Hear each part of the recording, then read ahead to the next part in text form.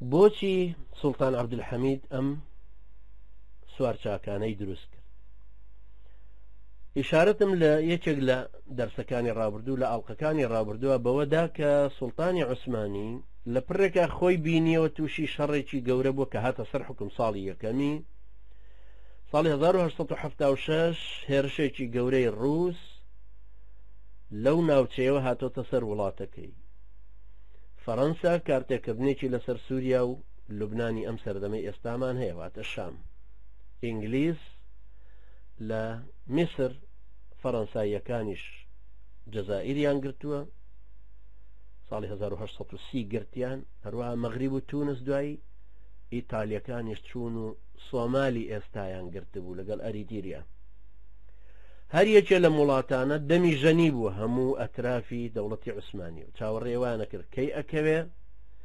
و لە ئەترافی دەوڵەتی عوسمانی شۆ جار بۆ جار باڵەکانی ئەقرتا و کورتترەوە و بچووکترەوە و کەمترەبەوە. لەبەرەوە سەیری کرد لەم حاڵەتەی کە هەیە ناچار بووە، ناچار کراوە بەوەی کە مەشروعە پێشوینەکانی واتەهی سوڵتانەکانی پێشخۆی کە بە ناوی ئیسلاحاتەوە درابوو بە سوڵتانی عوسمانی و بە زۆر دوای ئیتیفاقی بەرلین کە ساڵی 1970 درابوو بەسەر دەوڵەتی عوسمانیا کە ئەبێ بچەسپێنرێ. سوڵتان عەبدولحەمید هەرکە هاتە سەر حکم وتمان لە حەلەقەی ڕابردووە کە یەکێک لە ئیسلاحاتەکانی کە کردی دەستوری هێنایە پێشەوە کە بە شێوەیەکی مۆدارنیزم دەوڵەتەکە دروست کاتەوە، پەرلەمانێک هەبێت کە خەڵک هەڵیەبژێرن پێوترە مەجلسی مەبعوثان، مەجلسێکی ئیستیشاریشی هەبێ کە مەجلسی ئاعیانە و لە دەوروبەری خۆیەتی و یەکێکیشی کرد بە سەدر الأعظم واتە ڕئیس وزەرا کە مەدحەت پاشا بوو کە ئەسڵ جوولەکێ. پاشان ناچار بوو ئەولا ببا کە سەیری کرد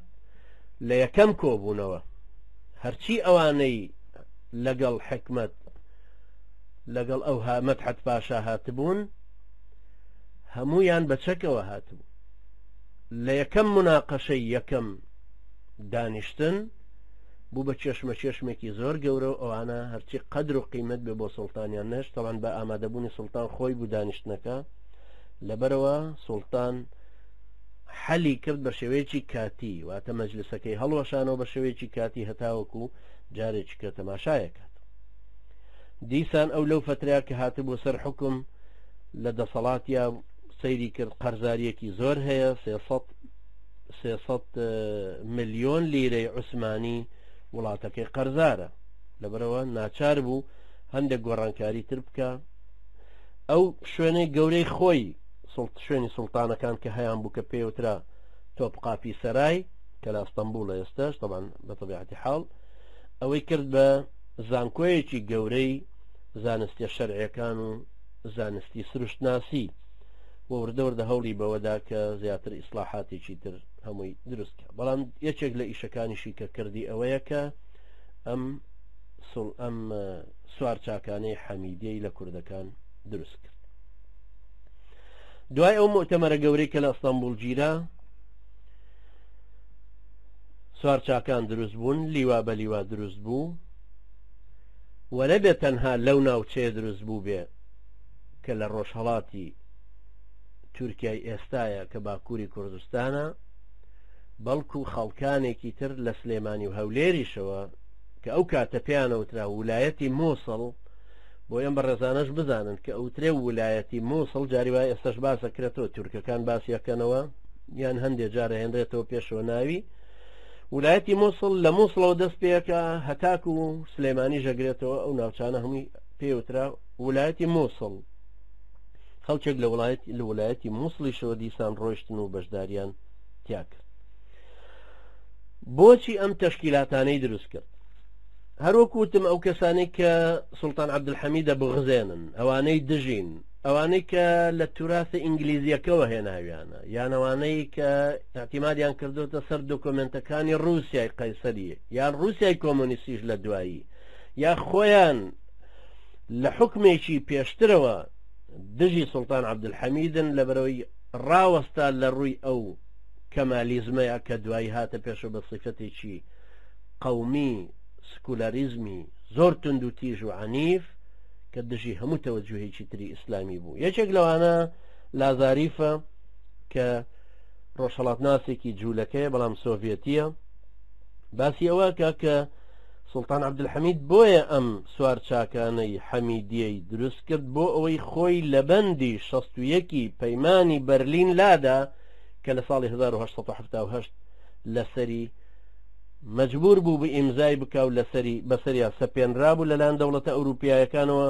کە یەکێک لە بڕگەکانی ئەڵەیە پێویستە ئەرمەنیەکان لە ڕۆژهەڵاتی دەوڵەتی عوسمانیە جۆرێک لە ئیدارەی ذاتی خۆیان بدرێتێ واتە حکمی ذاتیان بدرێتێ لەژێر باڵی دەوڵەتی عوسمانیە ئەبن، بەڵام لە هەمان کاتە ئەبێ ڕێ بدرێ بەوەی کە قونسولگەری وڵاتە ئەوروپاییەکانیش لەو ناوچەیە بکرێتەوە. بڕگەیەکی تری ئەڵێ پێویستە حکوومەتی عوسمانی مسلمانە کوردەکان منعکە لەو دەست درێژیانەی کە ئەیکەنە سەر ئەرمەنیەکان. ئەمە طبعا بە وەسایق هەیە و لە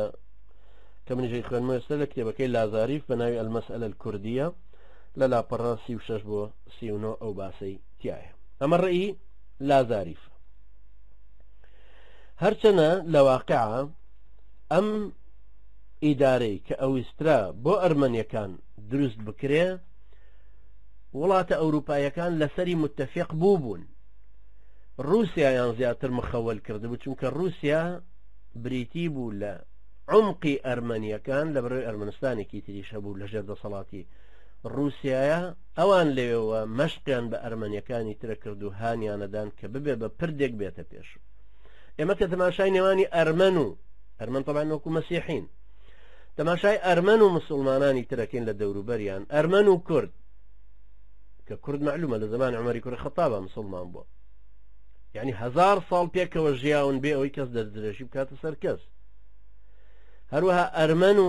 تورک دوایەوە کە لە مەدای 500 ساڵە هاتن لەو ناوچەیە ژیاون بێکەوە. لەو مدە زۆرانەیە دەستدرێژیەک نەکرایە سەر ئەرمەنیەکان بە سیفەتیەوەی ئەرمەنین و بە سیفەتیەوەی کە مەسیحین، هەر پێکەوە ژیاون بەردەوام. بەڵام لە قەرنی لە چەرخی 19 هەمەوە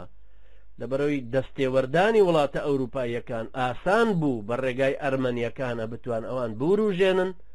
و بەکاریان بهێنن بۆ ئەوەی ببێ بە مادەیەک بۆ دەستێوەردان لە ناوچەکەیان، هەروەها بۆ فشارهێنان و تینهێنان بۆ سەر دەوڵەتی عوسمانی بۆ ئەوەی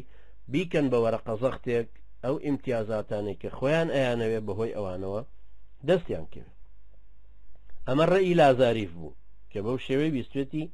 ئەوە بکە. هەروەها یعنی هەر لازاریف ئەڵێ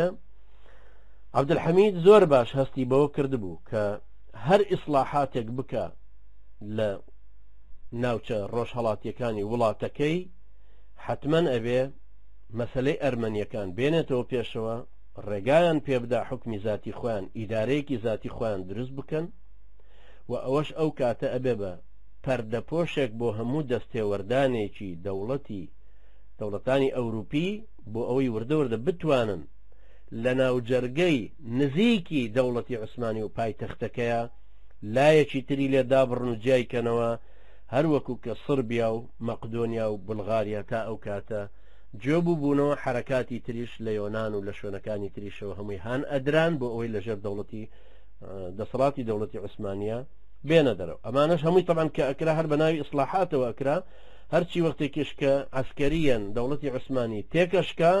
چەند بڕگەیەکی تریان دەربارەی ئەو ناوچانە ئەخستەوە پێشچاویان بۆ ئەوەی کە ئیمزا بکرێ و وردەوردە ئەو شوێنانە هەمووی ڕۆمانیا و بولغاریا و یۆنان و سربیا و بۆسنە و ئەنجا کریت و قوبرس و ئەمانە هەمووی بەم شێوانە طبعا یەک بە یەک لەژێر دەسەڵاتی دەوڵەتی عوسمانیە دەرهێنرا. بۆیە سوڵتان عەبدولحەمید هەستی بەوە ئەکرد کە ئەمان لەم ناوچەیە ئەرمەنیەکان بەکارەهێنن و ئەگەر ڕێگاش بدرێ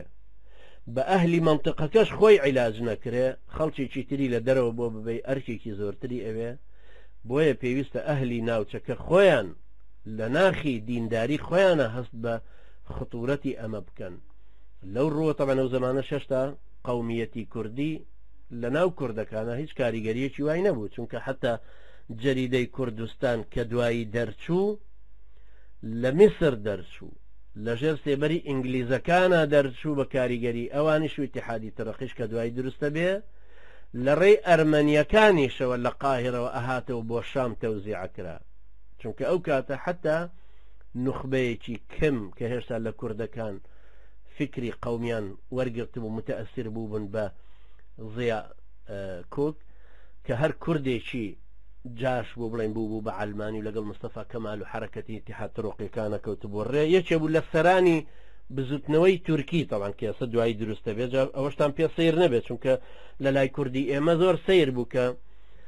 عوسمان محەممەد فایق کە لە ساڵی 1956 بوو بە بەعسی ئەوەی کە مەقڕی کۆنە مەقڕی پارتی کە لە لای فولکەی کاوەیە لە سلەیمانی ناویان نابوو مەقڕی شەهید عوسمان ئەو لەو کاتانەوە بوو بە بەعسی بەڵام بە نیسبەت ئەمانەوە زووتر بوو بوونە ئەو حرەکەتی اتحادی تۆرەقی کە مستەفا کەمال دوایی بوو بە زەعیمی و هاتە پێشەوە دەوڵەتی خلافەی ئیسلامی سوڵتانی عوسمانی ڕادا و ئێڵغای کردەوە لە ساڵی 1924 بە یەکجاری ناوەکەشی هەر ئێڵغا کردەوە ئەو کاتە هێشتا قەومیەتی کوردی کارتەکردنێکی وە گەورەی نەبوو لەبەر ئەوەی کە لازاری فەڵێ بۆ ئەوە بوو کە خۆی لەو بەندەلادا ڕێتی ئەشێ بەڵام دیسان ئێمە هەردەینەوە سەر ئەو تەحلیلەی خۆمان لەبەرەوەی لە نزیکەوە شخصیەتی ئیسلامی ئەناسین لە نزیکەوە شێخێکی طریقە ئەناسین لە نزیکەوە مەلایەک و مفتیەکی ئیسلامی ئەناسین لە ڕوانگەی خۆشمانەوە ئاسانترە توانین بزانین دەقە شەرعەکان چەند کارتێکردنیان هەیە لەسەر دید و تێڕوانین و پێناسە لەسەر ڕەفتار و ڕەوشت لەسەر هەڵوێستگرتنەبەر لەسەر ڕێباز و سیاسەتی کەسێک یان گروپێک یان دەوڵەت و ئیدارەیەک سوڵتان عەبدولحەمید هەستی پێکرده بوو کە مەسەلەی ئەرمەنیەکان بۆ ئەوەیە کە ئەو لایە لە دەوڵەتەکە بکەنەوە و بالمقابلیش چۆن خەڵکانێکی زۆر لە شوێنەکانی ترەوە کە گوێ ئەکرانەوە لە دەوڵەتی عوسمانی ئاوارە ئەبوون و هەموو ڕوویانە کردەوە ئەستانە پایتەختی دەوڵەتی عوسمانی ئەو کاتە ئەو مەترسێک گەورەش هەبوو کە کوردەکانیش دیسان لەوێ هەموو تەهجیرەکرێن و دیسان لەوێ دەرەکرێن خاصەتەن ئەگەر زانیمان کە ئەرمەنیەکان لەو سەردەمەیە لە 18 ئەو کاتە تێپەڕ ناون 18.6 بەپێی ئەو وەسائقانەی کە لە بەردەستا هەنوو بڵاو کراونەتەوە من ئێستا ئامارێکم لەلایە کە باسی یەکیەکی شوێنەکانەکە کە ئەوانە چەند بوون ئەرمەنیەکان لە ئەرزڕوم یان لە بەتلیس یان لە وان یان لە دیاربەکر هەروەها لە سێواس و لە شوێنەکانی تریش ئەحسایەکە کە ئێستا ناوم بردن هەمانە چەند ناوێکم خوێندەوە لەو ئەحسایەکە بە ئینگلیزی ئێستا لە بەردەستما هەیە کە لە ساڵی 1982 باسەکە نفوسی ئەرمەن لەو ویلایەتانەیە چەند بووە یعنی کاتێک کە تەماشاکەین سوڵتان عەبدولحەمید هەست پێکە ئەقەلیەتێکی لە 18.6 ناوچەکە ئەرمەنی مەسیحی ئیستیغلالەکرێ بۆ ئەوی کە ئەم ناوچەیە جیا بکرێتەوە لە جسمی دەوڵەتی عوسمانی لە ناوچەیەکی کوردنشینیشا کە هەمویان صادقن لە دینداریانە فروسەتی خۆیانێ و سربەخۆی خۆشیان پاراستووە لەبەرەو دیارە سوڵتان عەبدولحەمید ویستوێتی کە کورت و مختصر وا بە کوردەکان بڵێ کە من ناتوانم بەرگری لە ئێوە و لە کوردستان و ناوچەکەتان بکەم بەرامبەر ئەم مەشروعە گەورەی وەک لافاوێک لە باکوورەوە دێ بەسەر هەمومانە لەبەرەوە خۆتانە خەمەسەر ئەو واقعی کە لە بەرچاوتان بێت چۆن دینی خۆتان خاکی خۆتان وڵاتی خۆتان گەلی خۆتان ئەپارێز هەندێکی تر ئەڵێن سوڵتان بۆیە ئەمەی دروست کردووە لەبەرەوەی هەستی پێ کرده بوو کە ئەمنیەتی ئەو ناوچەیە شتێکی ناممکنە بپارێزرێ ئەگەر بە کوردەکان خۆیان نەپارێزرێ بۆیە ویستی کوردەکان هەمویان کۆکاتەوە بیان خاتە ژێر مەسئولێتێکی وا کە ئەمنیەتی ناوچەی خۆیان زیاتر جێگیرکەن زیاتر دابینکەن خۆیان بتوانن ئیدارەی خۆیان لە ناوچەکانە ببن بەڕێوە طبعا ئەو هێزانش کە دروست بووبوون برایانی بەڕێزەبێ تەسەوری ئەوەش بکەین کە دەوڵەتی عوسمانی ئەو هەموو پارەیە کە سەرفەکە لەم سوارچاکانەیە قیادەی یەکێک لەوانە 20,000 سەربازی لەبەردەستایە یعنی 20,000 سەرباز کە لە نزیکی دەوڵەتی شەوە طبعا ئیبراهیم پاشا مەبەستە ئیبراهیم پاشا کە دایکی شەممەریە عەرەبە لەسەر سنووری تورکیا و سووریا و عراق بۆ کە ئێستا بڵێن بوون بە وڵات. ئیبراهیم پاشا یەکێکە لەوانەی کە اعتیمادی کراوەتە سەر 20,000 سوارچاکی عوسمانی سوارچاکی خەیاڵەی کوردی لە بەردەستا بووە. دەوڵەتی عوسمانی بێمتمانەی بەرامبەری دەرنەبڕیەوە بڵێن ناوێرم ئەو اعتیمادەی بکەمە سەر هەم پارەی بدەمێ هەم قووەتێکی وان نفوزێکی وا گەورە. طبعا ئێمە کاڵین 20,000 سوارچاکی چەکدار هی ئەو زەمانە بازەکەی نەکی ئێستا کە چەکدار بێ بە کلاشینکۆف، چونکەەوە چەکدار بووە بەو چەکانەی کە لەو سەردەمەشا لە بەردەستا هەبوون. دوای سوڵتان عەبدولحەمید هەستی بۆ کردبوو کە ئەم کوردانە چ کاریگەریەکیان هەبوو لە شەڕی 1877 بەرامبەر بە ڕووسیەکان کە ئەو کاتە بە قیادەی سەید شێخ عوبەیدوڵڵای نێهری بوو و 25,000 چەکداری لەگەڵ بردبوو. هەروەها شێخ سەعیدیش وەکوتم لە سلێمانی و خەڵکی هەندا بوو، خەڵک بەشداری تیا کردبوو لە ویلایەتی مووسڵەوە چوو بوون بۆ شەڕی ڕووس. هەرچەنە شەڕەکە شکا بوون مسلمانان، بەڵام لەبەرەوە نەشکا بوون کە مسلمان و عەقیدەی ئیسلامیان کەمتر گرتووە یان عەقیدەی شەڕکردنەکان لاوازە، بەڵکو لەبەر ئەوە بوو کە دەوڵەتی عوسمانی خۆی لە قۆناغێکا بوو، وەکو چۆن قۆناغی سەدام حوسێن لە فترەیەکە کە مقاومەی بەسیترین سوپا ناتوانێت بکات چ جای سوپایەکی گەورەی وەکو ئەمریکا کە هاتووە و وڵاتەکە احتیلالەکە. یەکێکی کە لەوانەی کە تەحلیل یەکەنەوە کە بۆچی سوڵتان سوارچاکانی حەمیدیەی دروست کردووە، ئەڵێن لەبەر ئەوەیە کە ویستێتی ئەو شەڕ و پێکدادانە زۆرەی کە لە ناوچەکەیە دروستە بێ لە نێوانی ئەو هەموو ئیمارات و قەبائیلانەی کوردیا کە هەن، ئەلەمانە هەندێکی تریان کەم کاتەوە، چونکە لە مەسلحەتی ئەو نییە کە ئەو هەموو کێشەی لە وڵاتەکەیە دروستە بێ ئاسان خەڵکێکی تر ئەتوانێت دەستی تێوەردا و بالمقابلیش کە نزیکیانەکاتەوە لە خۆی قیمەتێکی گەورەتریان لە ناخی خۆیان تیا زەرعکاتەوە کە ئێوە وەکو قیاداتی کوردی لە لای من هەر شوێنە ڕێزن ئەوەی سوڵتان مەحموود لە پێش منە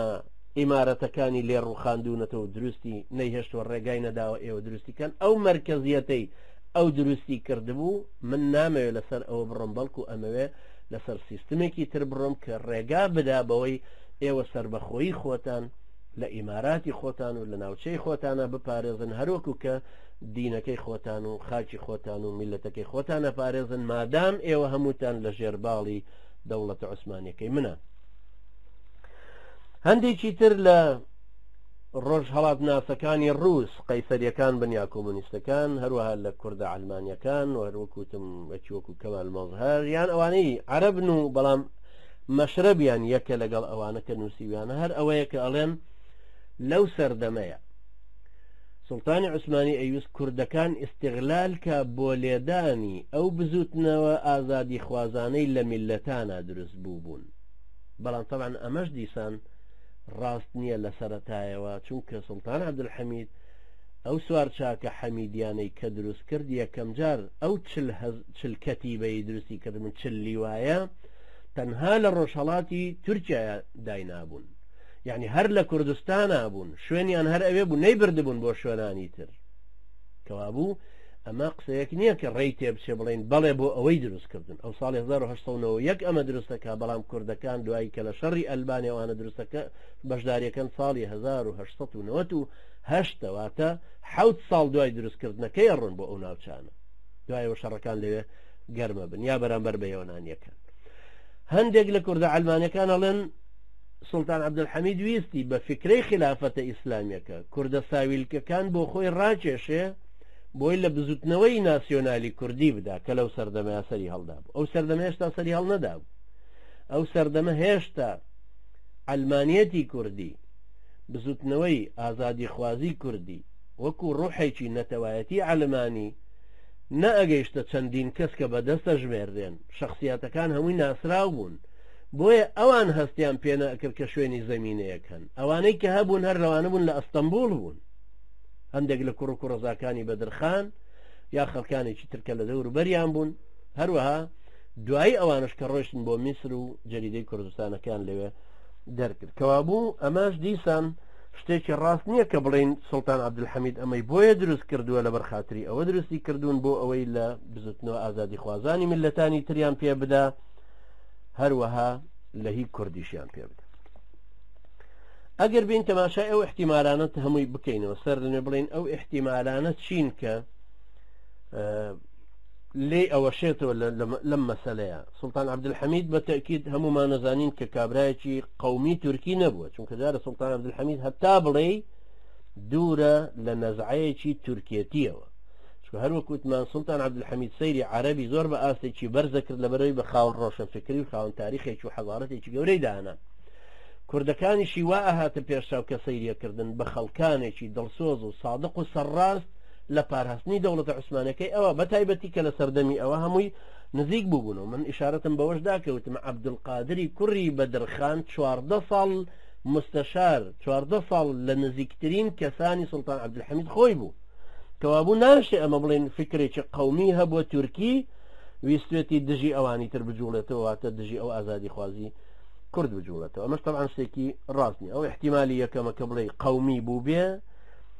بەڕوحێکی تورکی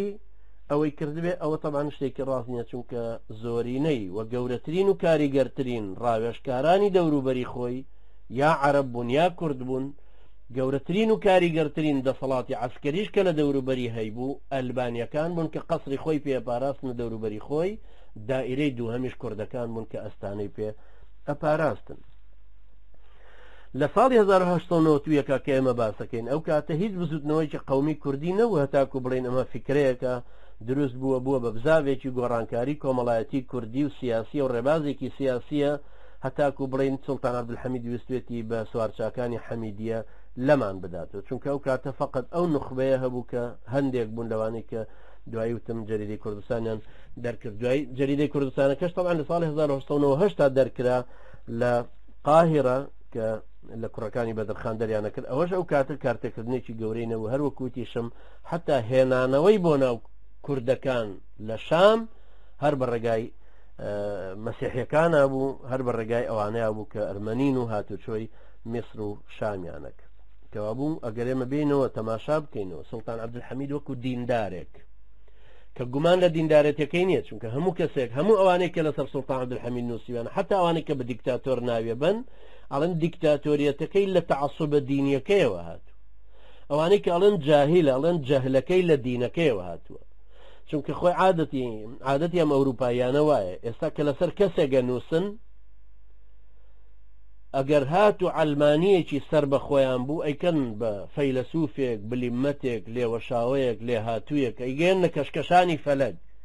بەڵام ئەگەر یەکێک لە تەرەفەکەی تری ناحەزی بوو بەرامبەر بە خۆیان لە بەرەی ناحەز بە خۆیان بوواتە بەرەی بەرامبەریان بوو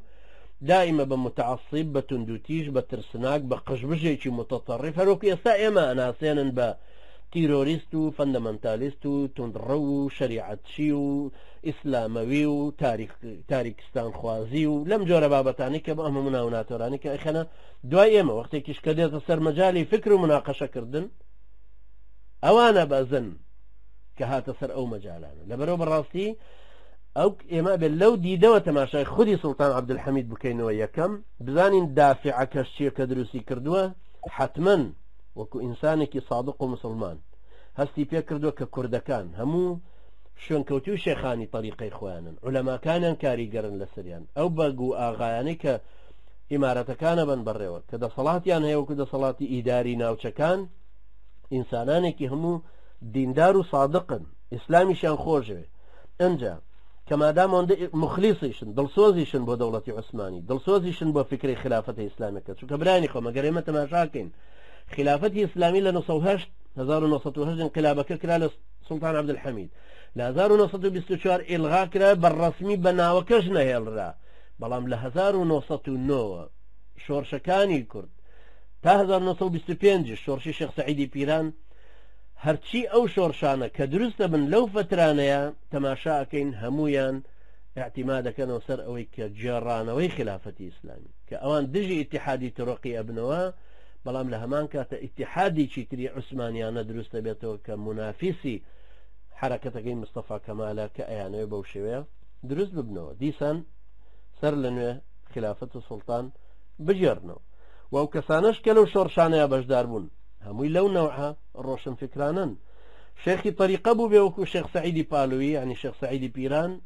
یان متەنەویرینی تری ئیسلامی بێ وەکو ئیحسان نووری یان خالد جبرانلی یان ئەوانەی تر کە هەبوون ئەوە چونکە بەڕاستی ئەبێ لەوە ئاگدار بین ئەنجا کوردەکان کە لەو سەردەمەیە هەموو بە سوار چاچی ناسرابوون ئەهلی قیتال ناسرابوون لەبەر خۆی تەمان بە تەبیعەتی حاڵی کورد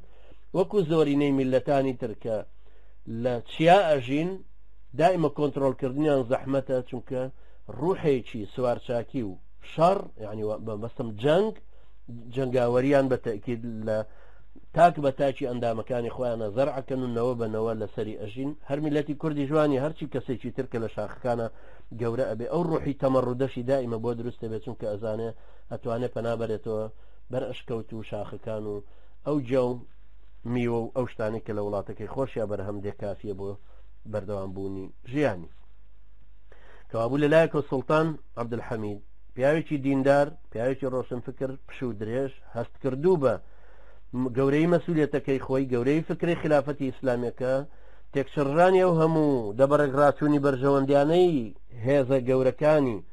جیهان کە دەستیان لە ناو دەوڵەتەکەی هەیە لە ئەترافی هەیە شەڕ بەردەوامە اقتصادێکی نزمە دیسان لەم لاوە کوردەکان ڕاستگۆن دیندارن دڵسۆزن توانایەکی سەربازی باشیان هەیە کەوابوو خاصەتەن لەو شەڕی 1970 و 1970 کە بە قیادەی شێخ عەبدوڵای نێهری بوو دەورێکی زۆر گەورە و کاریگەر و ئیجابیان بینیوە کەوابوو جێی خۆیەتی ئەگەر سوڵتان بتوانێت دیسان نزیکیان کاتەوە و دەورێکی مشەڕەفیشیان بداتێت دەورێکی دیفاعکردن لە دەوڵەتی عوسمانیشان بداتێت کە دەوڵەتی خۆیانە چونکە هەروەکو وەلایەکی ئیسلامی شتێکی طبیعیە کە ئەو دەوڵەتە هەمویان بە دەوڵەتی خۆیان زانیوە سوڵتان عەبدولحەمید کە سەیری کرد قیاداتێکی زۆری سوپای نظامی فاسد بوون زۆر کەوتونەتە ژێر کارتێکردنی یعنی حتا بۆ ئەوی کە بزانین چەند کاریگەری ئەوانیان لەسەر بواتە ناحەزەکانی سوڵتان عەبدولحەمیدیان لەسەرە یەکەم جار انقلابێکیان کرد بەسەر سوڵتان عەبدولحەمیدە و چوونە قەسرەکەی و بەڵام ئەلبانیەکان زوو ڕاپەڕین و توانیان ئەوانە بکوژن کە بە 200 کەس هجوومێکیان هێنابوو